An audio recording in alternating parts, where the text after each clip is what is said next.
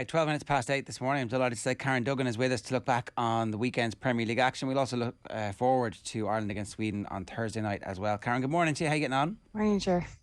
Let's start with Manchester United and Solskjaer. The YouTube comments this morning are a fairly good indicator of what the different topics are. But there's a sense that if Manchester United just bought and had an N'Golo Kante or a Fabinho in their team, then all would be well. But there's an immediate correction for people, in fairness, in the YouTube comments going, that's not the case, because there's a strong argument that Solskjaer wouldn't exactly know what to do with them. Which camp are you in? Do you buy that Solskjaer could make it as a manager, or does it begin to look at this point like there's enough evidence that he just doesn't have it?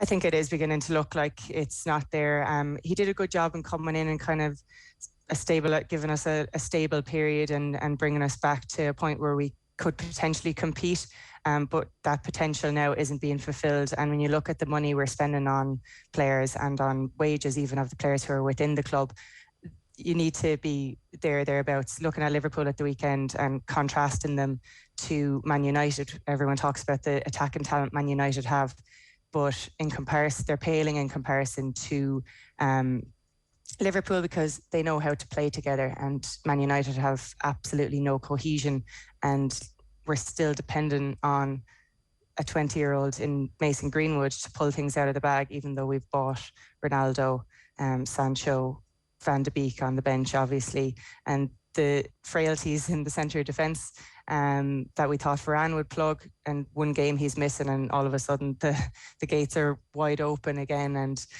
it just doesn't look like Solskjaer really knows what to do. He is still dependent on one-offs, Bruno Fernandes doing it for him last season and someone else to do it this season, and it's not looking good for him, I don't think.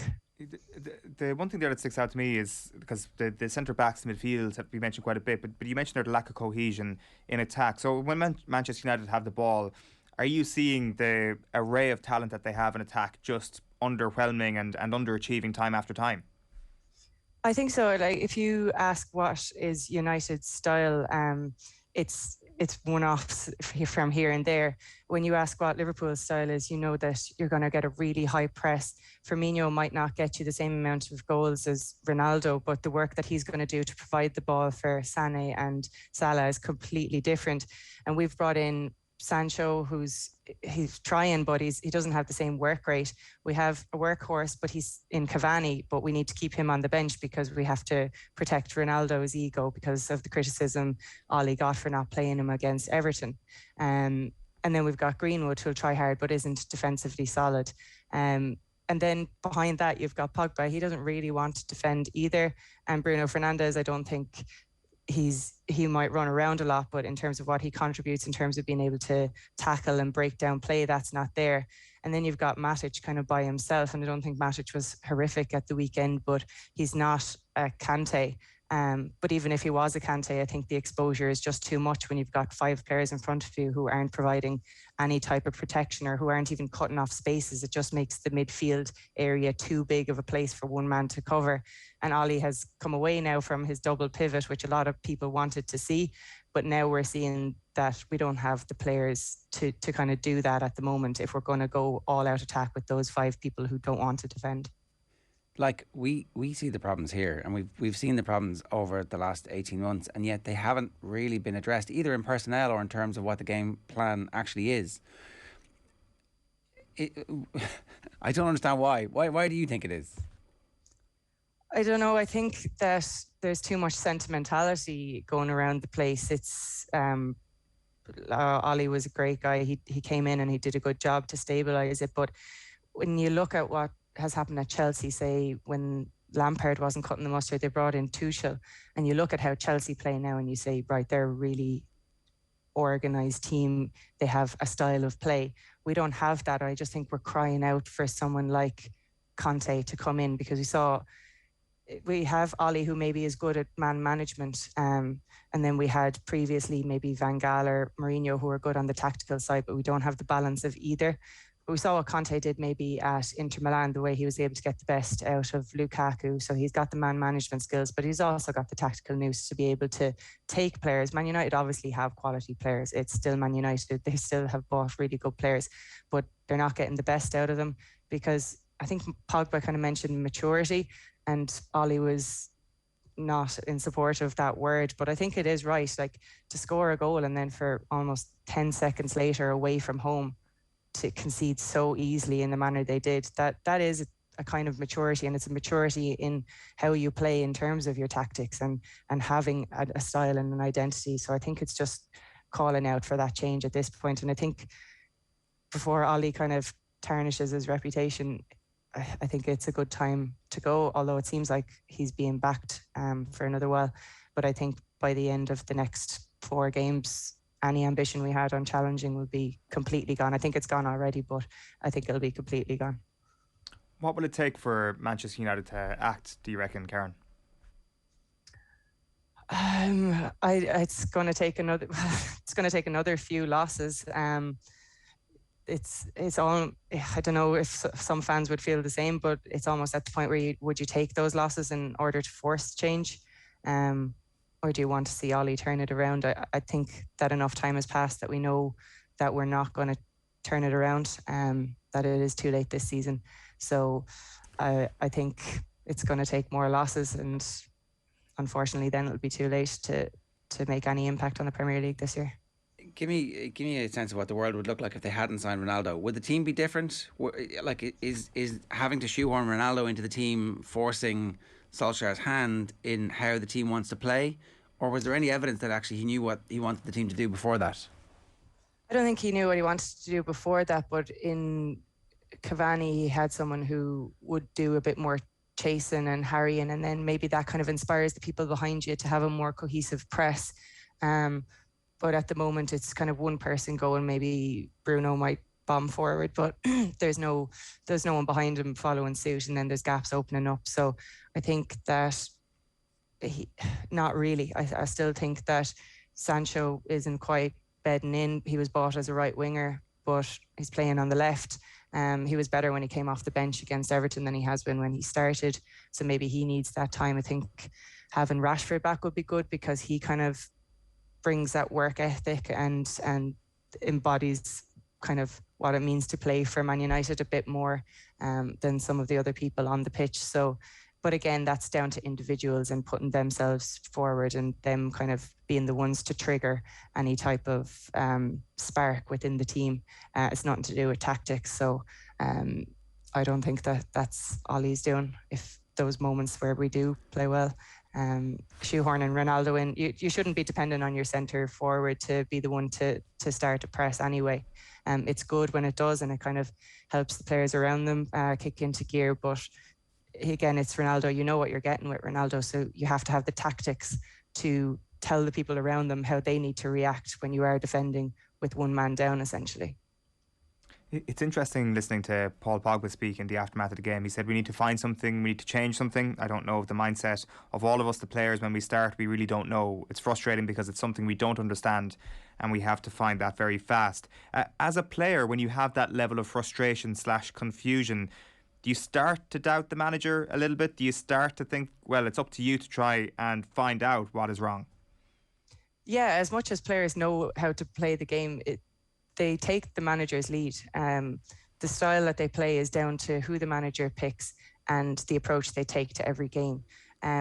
United seem to take the same approach to every game, is that we'll have the ball against teams that we're better than, but we'll struggle with the low block. And we might be teams who are actually a little bit better than us because we have a good counter attack.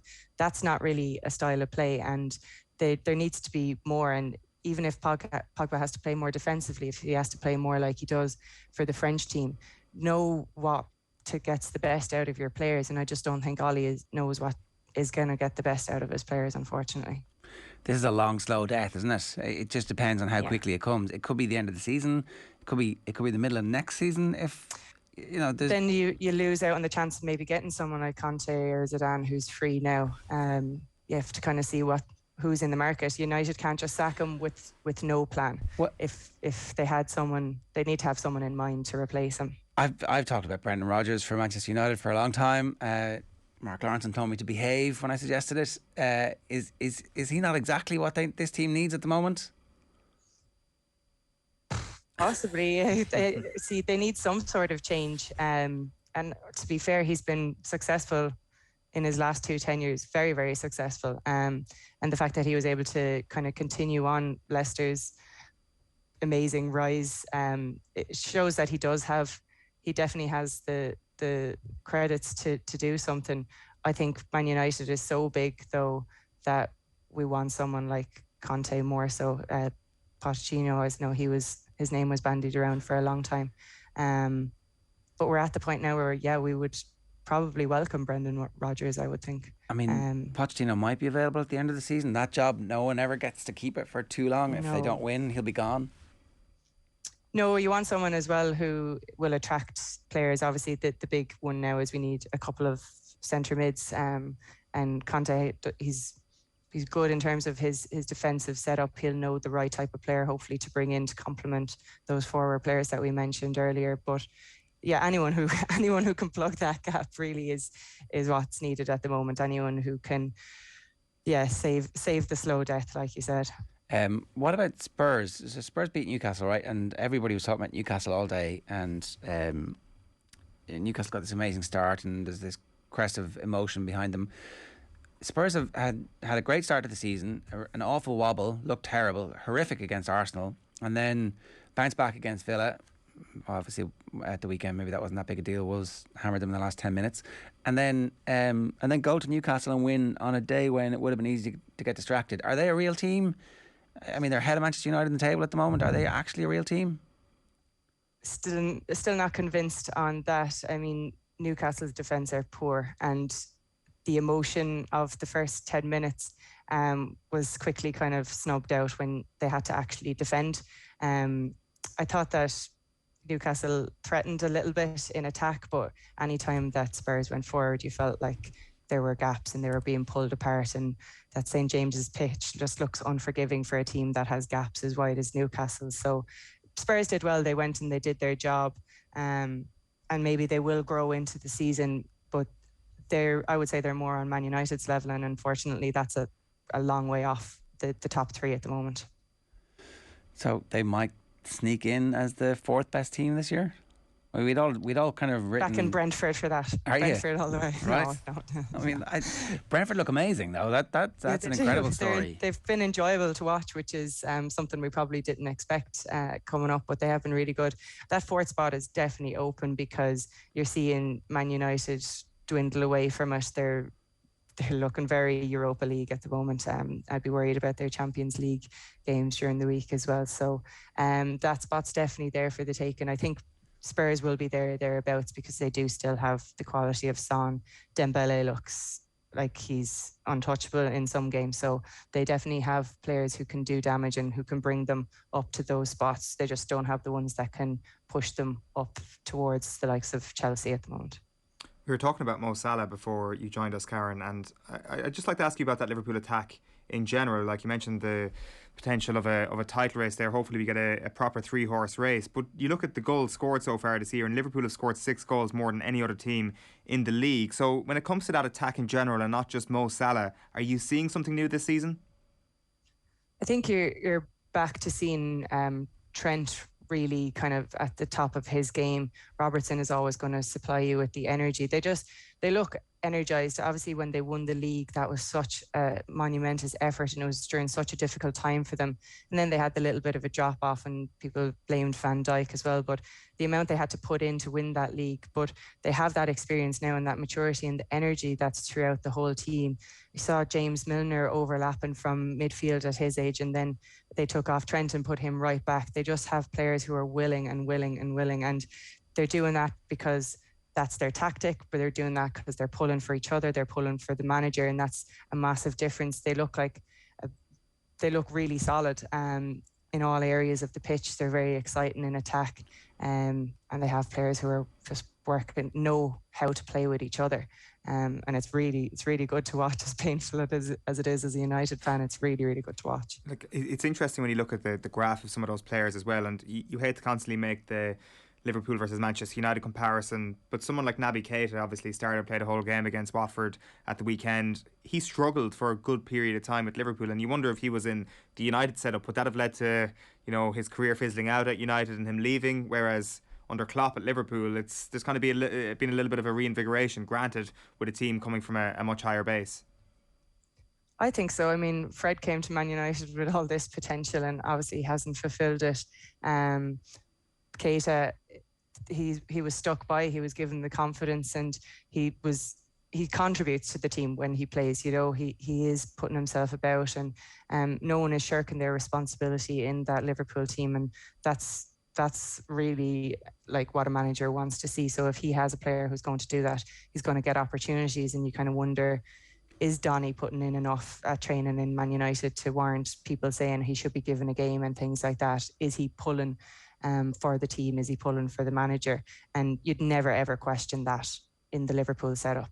And that's a credit to Klopp, obviously, and a credit to Henderson and all of the older players who kind of drive it on there. But it's good to see Keita, because it's you know, it can inspire other people who've maybe fallen out of form under a certain manager, or who've fallen out of form just in general, that there is still opportunities if you stick at it. This Thursday Ireland plays Sweden, and it's a big game because we've kind of seen the green shoots of hope around Vera Pauw's side with the result against Australia.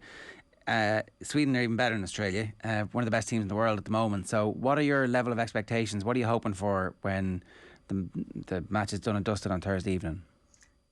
I'm hoping that we have showed the same grit that we did against Australia, and the same kind of ambition in terms of when we get the ball, that we are still trying to attack. Now, obviously that will leave gaps open against Sweden at times, but I think that we need to use the Sweden game to prepare for the Finland game.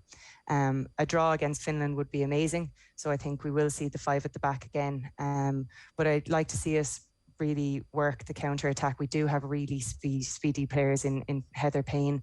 We see Leanne Kiernan is in fantastic form with Liverpool. I'd like to see her get a look in, definitely, because they're players who, no matter who they're playing against, they'll beat a defence in a one-on-one situation. I think we will be looking for that kind of long ball break against Sweden and possibly away to Finland. So I'd like to see us kind of set up solidly defensive, but a little bit higher up the pitch than we have been in previous qualifying campaigns. I think that's what we saw against Australia. At times we were able to get Katie more involved in the game from that fullback position, because we did start a little bit higher than we had been previously, and we weren't drawing the pressure on ourselves. But it is going to be a massive task, monumental task.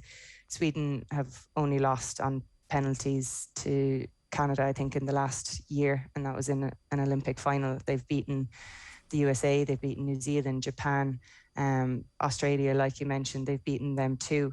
And we had the one kind of upshoot against Australia, but before that we were all kind of questioning, where is this Irish team going under Vera Pauw? So we need to see if that was a one-off, or if that is the start of a really good campaign for this Irish team. So I'm really looking forward to it, because I don't know what's going to happen on Thursday, whether it was one upshoot and we will be back to kind of the unsureness of before that game, or whether this is going to be the start of a real developmental period for the team. If you had to take a stab at answering that question you asked there, what's your sense on where things are, Karen?